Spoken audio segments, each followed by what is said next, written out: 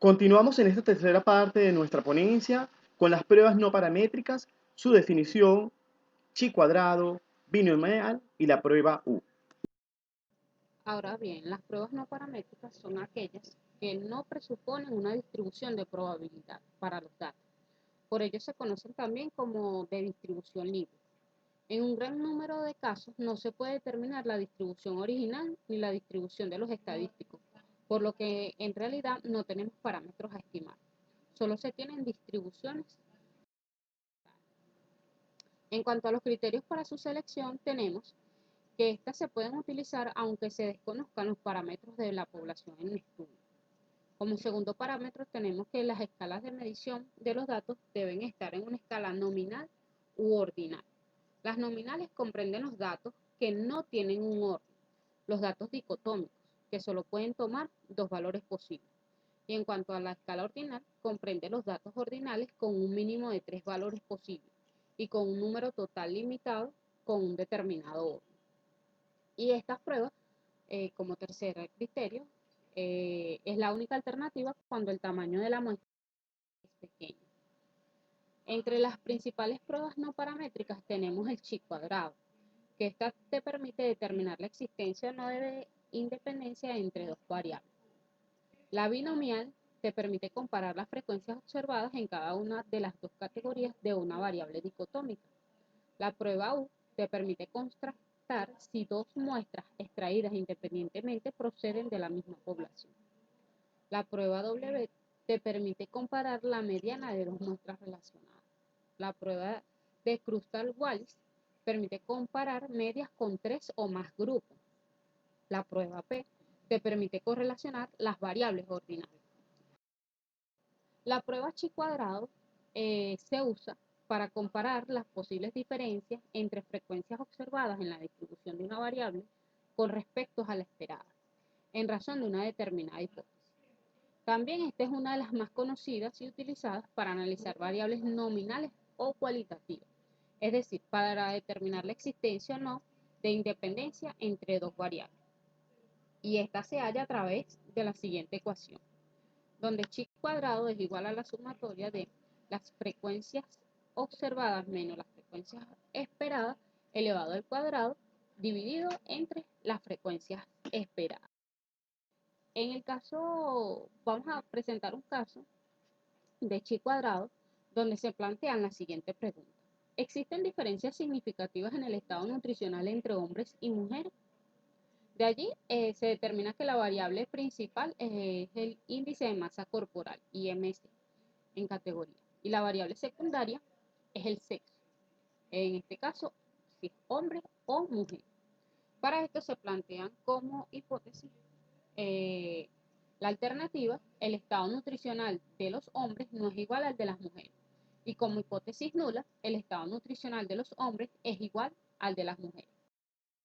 Ahora bien, para hallar el chi cuadrado utilizando Excel, debemos crear una tabla de contingencias o de frecuencias observadas, ¿sí? Donde tenemos las dos variables, índice de masa corporal y sexo, hombres, mujeres.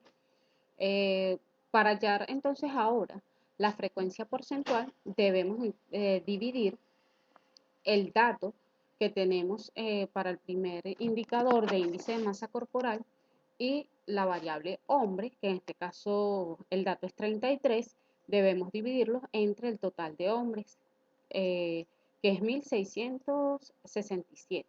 Eso nos dará 3%. De allí sí, al trabajarlo en Excel, lo que nos posicionamos en la celda, luego de haber introducido los datos, y extendemos para que nos dé los valores siguientes. Que en este caso la tabla de frecuencia porcentual nos dio, en el caso de la columna en hombres, 3%, 45%, 13%, 31%, para al final darnos el 100%. Y así sucesivamente. Esta tabla de frecuencia porcentual nos permite ver si la condición de peso, en este caso índice de masa corporal, está influenciada por el sexo. Luego de realizar la tabla de frecuencias, realizamos la tabla de frecuencias esperadas. Siempre tenemos que tener como referencia la tabla de contingencias o de frecuencias observadas. Entonces, para hallar las frecuencias esperadas, debemos proceder a multiplicar el total de hombres y mujeres con bajo peso, en este caso 111 en total de hombres y mujeres que presentaron bajo peso, por el total de hombres, que en este caso es 1667, y luego lo dividimos por el total, que es 2522, y eso nos dará la frecuencia esperada para hombres y mujeres en el indicador bajo peso. Y de igual forma, al hacerlo en Excel, extendemos, nos paramos en la celda, extendemos para que se tome la fórmula y nos arroje el resultado. Para hallar el cálculo del estadístico chi cuadrado, entonces tomo como referencia la tabla de frecuencias observadas, ¿verdad? Y me posiciono allí en la celda. Esto es igual a la potencia de la frecuencia observada de bajo peso en hombre, en este caso, menos la frecuencia esperada de hombres en bajo peso elevado al cuadrado, dividido entre la frecuencia esperada de hombres con bajo peso. Le doy enter y me posiciono en ese cuadrito que tiene la celda y lo arrastro para que me dé el resultado en las otras celdas. Al obtener eso, me voy a la columna del total y digo que esa celda es igual a la sumatoria de todos los datos que obtuve a partir del cálculo de la potencia, y eso me da 70. Ahora bien, al tener el chi cuadrado ya calculado, entonces hago la prueba de hipótesis. Entonces ya sabemos que el chi cuadrado es igual a 78. El valor crítico, o para hallar el valor crítico, entonces tengo que tener los grados de libertad, y eso lo voy a hallar a partir de que R menos 1 por C menos 1. ¿De dónde saco estos valores? Bueno, R menos 1 es el número de filas con las que estoy trabajando, y en este caso el índice de masa corporal estoy trabajando con 4 filas, que es bajo peso, normal, obesidad y sobrepeso.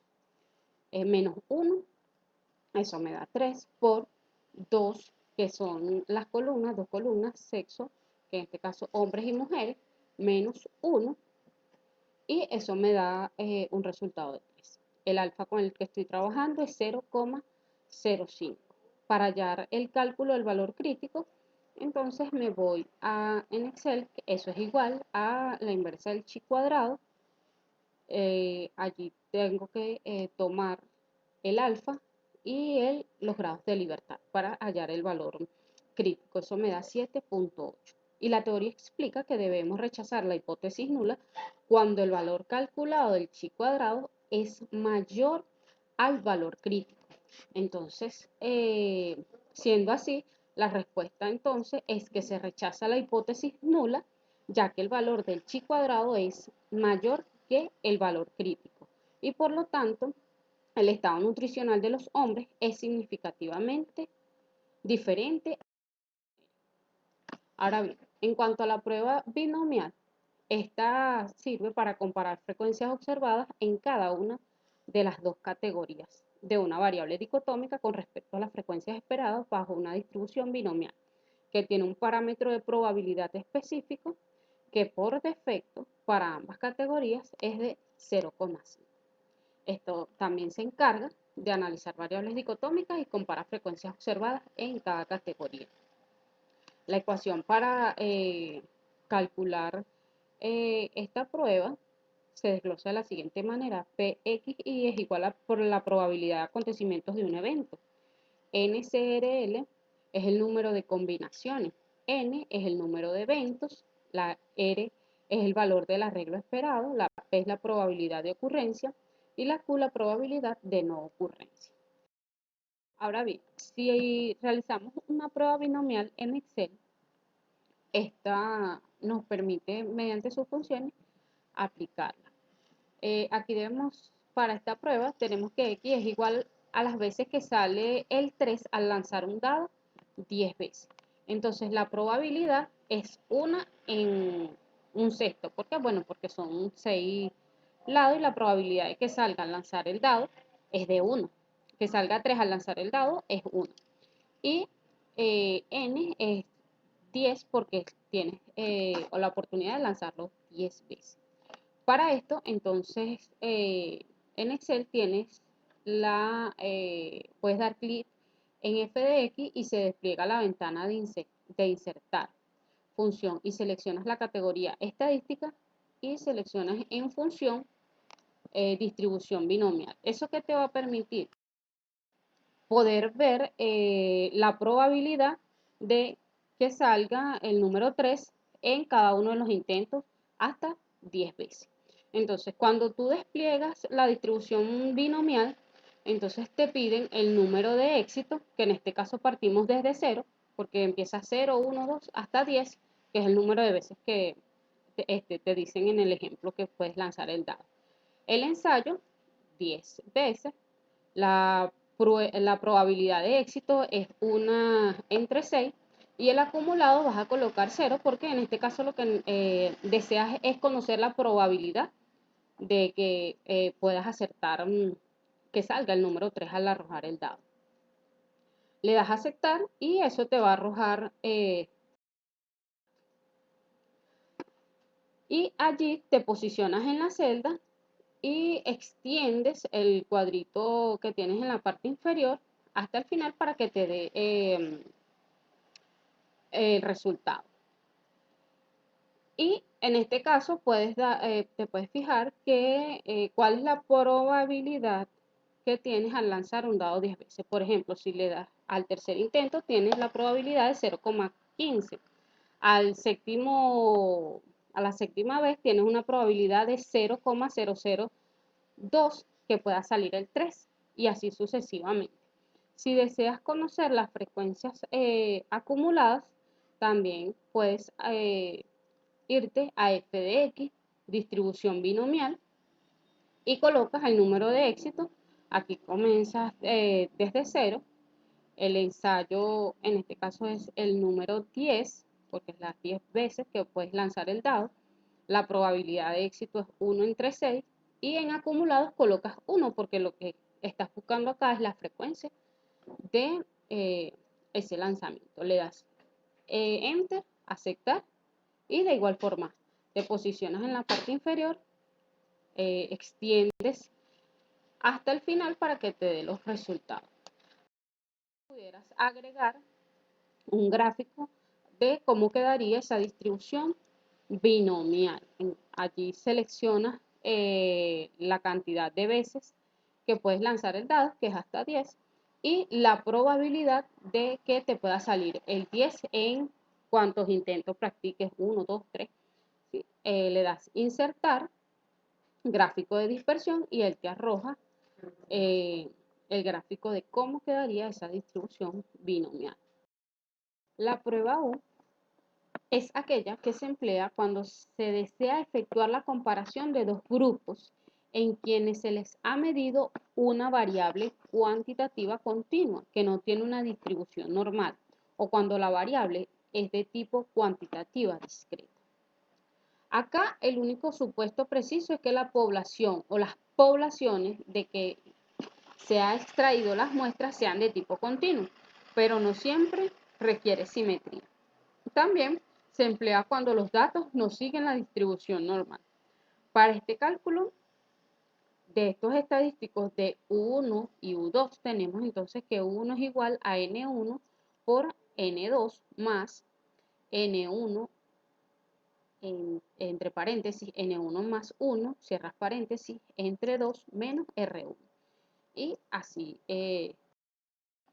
Ahora bien, en la prueba U, el ejemplo de aplicación que tenemos es el siguiente. Si a un grupo de participantes se les da a leer un libro digital que contiene enlaces que permiten ampliar conceptos de su contenido, estos comprenderán un número mayor de conceptos que un grupo de participantes que leyeron el mismo libro en papel o físico.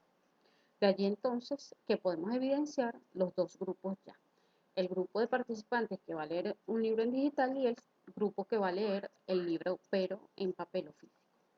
Entonces, de allí que el investigador pretende conocer si los participantes que utilizaron el libro digital reconocen o interpretan un mayor número de conceptos que los que utilizaron el libro impreso, por lo que se empleó como instrumento de recolección de datos una escala para medir el número de conceptos identificados de la siguiente manera. ¿Cuántos de los 10 conceptos que se le presentaron identificaron los participantes después de haber leído el libro? Entonces, para esto tenemos que se va a trabajar con un total de 38 participantes. El grupo 1 está conformado por 20 participantes que leyeron el libro en papel y el grupo 2 por 18 participantes que leyeron el libro en forma digital. Para esto tuvieron un tiempo para comprender los conceptos y no memorizar. De allí que entonces lo primero que hay que hacer en Excel es ordenar los datos. Tenemos los números de participantes y los grupos a los que pertenecen. Si es el grupo 1, aquellos que leyeron el libro en papel, o el grupo 2, aquellos que leyeron el libro en forma digital. Luego creamos una columna denominada grupo, otra todos los datos y otra de ranking.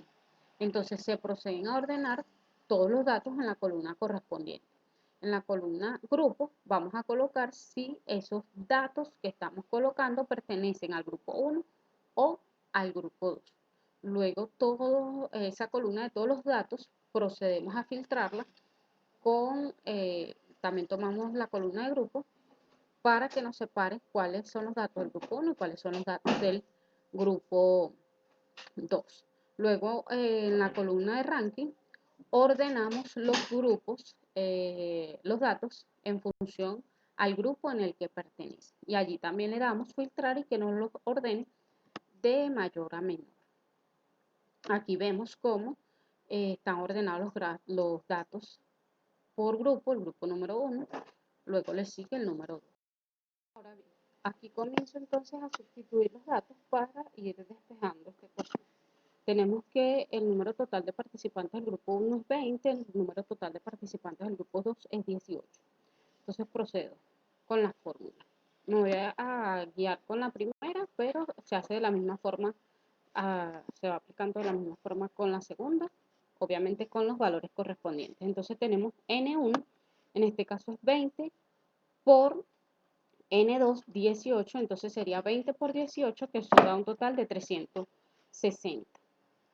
Luego, la ecuación me dice que sume más N1. Entonces ya N1 lo conozco, es 20. Procedo a realizar lo que tengo entre el paréntesis, que es N1 más 1, en este caso es 20 más 1. ¿Sí? Allí, eso me da un total de 21. Ya tengo ese dato también hallado. Luego procedo a ese término, a hallar el término allí, que según la ecuación me pide para hallar sería 20 el número total, 21, perdón, N1 más 1, en este caso es 21, más 20, que es el número total de participantes del grupo 1, entre 2. Eso me dará 210 para el caso de la muestra 1. En el caso de la muestra 2 me da 171. Procedo entonces a seguir despejando lo que es la fórmula o la ecuación y para hallar R1 entonces me voy a trabajar con la columna de ranking. Allí debo sumar, para hallar el ranking de R1, debo sumar todos los datos que tengo en la columna de ranking que pertenecen al grupo 1. Y eso me dará el valor de R1. Para hallar el R2, sumo todos los datos que están en la columna de ranking, que ya anteriormente les dije que se habían filtrado, se hizo su procesamiento debido, y ellos corresponden al grupo 2. Eso me dio un total de, en el caso de R2, 476. Luego, entonces procedemos a hallar el U1. ¿Cómo hallamos U1? Tenemos entonces que, ya aquí trabajamos con las fórmulas en la ecuación en general, y sustituimos todos los valores para que nos dé los datos de U1 y U2. Entonces decimos, tomamos el dato que nos dio 360, N1 por N2, más lo que nos dio del término 1, 200 más 201, menos el R1, que es 265, y en ese caso U1 me da 305. U2 me da un resultado a partir de la sustitución aquí de los datos en la ecuación de 360, que es N1 por N2, más el término 2, que me dio 171, que eso proviene de N2, el número total de participantes del grupo 2, más el número total de participantes del grupo 2 más 1 entre 2, me da entonces menos el R2, perdón, me da un total de 55. Aquí tengo que tomar en consideración cuál es el de mayor tamaño. Aquí vemos que el de mayor tamaño es 305 y el de menor tamaño es el U2, que es del grupo 2, que me da 55, porque la teoría me dice que debo trabajar con el U de menor tamaño. Aquí el U de menor tamaño es U2, que me da 55. ¿Para qué? Yo debo tomar en cuenta ese valor de menor tamaño porque debo hallar también el U crítico. Ese U crítico lo tomo de los valores críticos del U del estadístico de Matt-Whitney. Entonces debo tomar como referencia para cruzar y saber cuál será el valor crítico a partir de esta tabla de valores, es el número de participantes. En este caso tenemos 20 participantes del grupo número 1 y 18 participantes del número 2. Cuando hacemos coincidir en la tabla de valores del U crítico es 123. Entonces la regla dice que si el valor U supera al valor crítico, se acepta la hipótesis nula.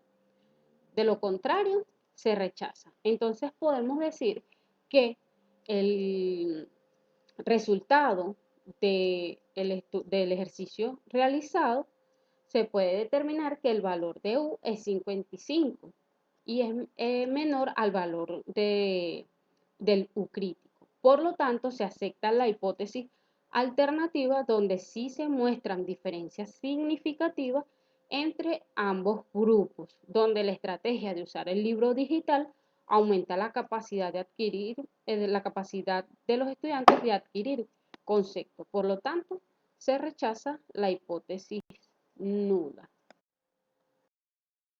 En el próximo video estaremos hablando, ya en la cuarta y última parte de nuestra exposición, sobre las pruebas no paramétricas, específicamente la prueba W de Wilkinson, la prueba de Kruskal-Wallis y la prueba P o correlación de Spearman.